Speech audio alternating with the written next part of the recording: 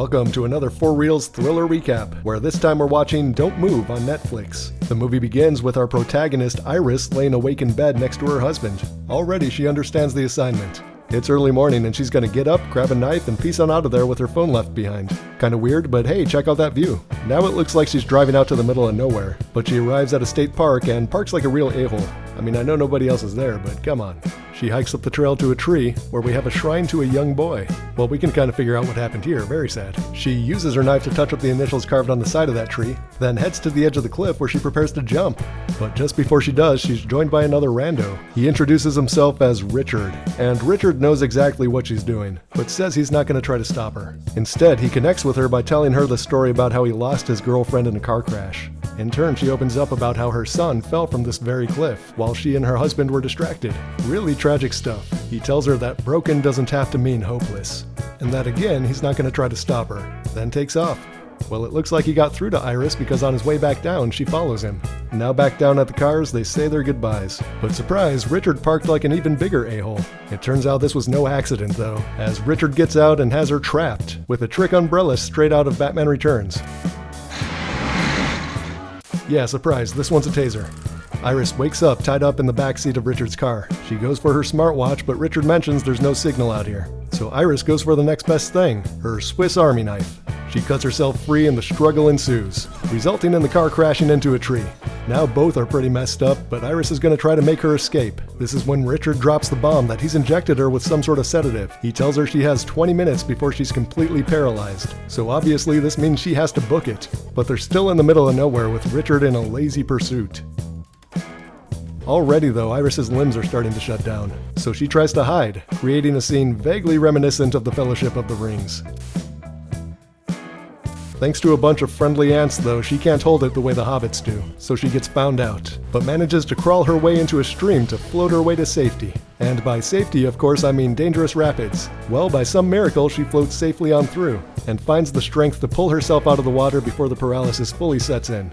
And when it finally does, all I can think is, dang, nice teeth. Never mind though, there's some guy over there cutting grass. Let's hope he spots her before he gets up. Okay, yes, he did. It's an older man who can see she's responsive but not moving. While he's trying to question her, they very quickly establish 1 blink for yes, 2 blinks for no. How many blinks for call the cops, I wonder? Doesn't matter though, this becomes irrelevant. He goes off to grab a wheelbarrow and hauls her ass inside. Now it's time to call the cops, right? Oh nope, there's a knock at the door. Iris blinks frantically trying to warn him, but he goes ahead and opens the door to find Richard there, frantically explaining that him and his wife have just been in a car accident, and she's going crazy and in the middle of an episode. So anyway, have you seen her?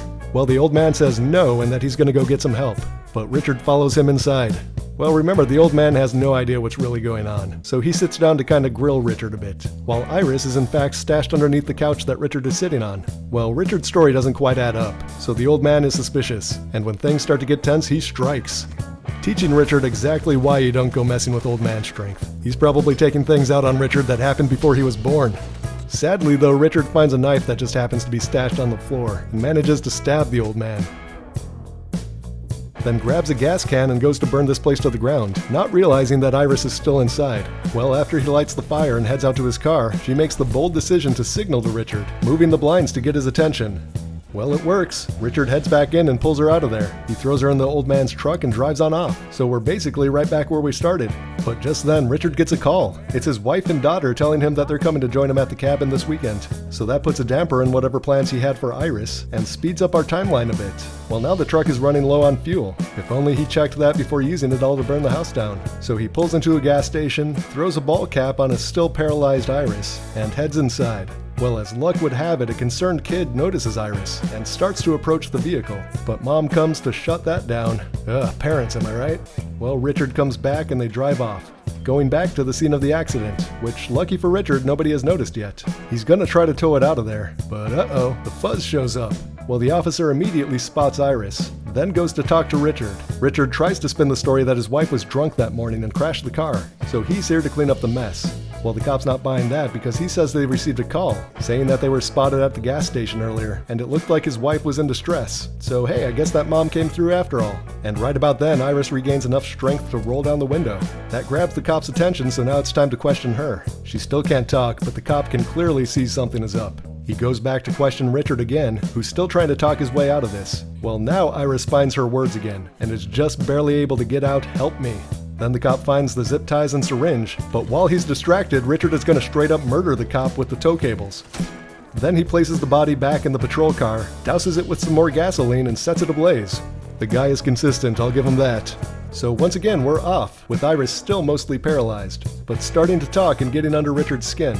So he tells her that they're going to fast forward to the end, and I think we all know what that means. So he drives Iris to his rowboat and tells her, hey, at least you're going to have a lot of company down there. But that's when she strikes. She stabs him with the syringe still full of sedative, but sadly still does not have control of her thumb to push the plunger. So he casually pulls it out, grabs a knife from the back, and loads her into the boat with a couple of cinder blocks. Well, while he's busy doing whatever it is he's doing, Iris manages to slip the knife away from him.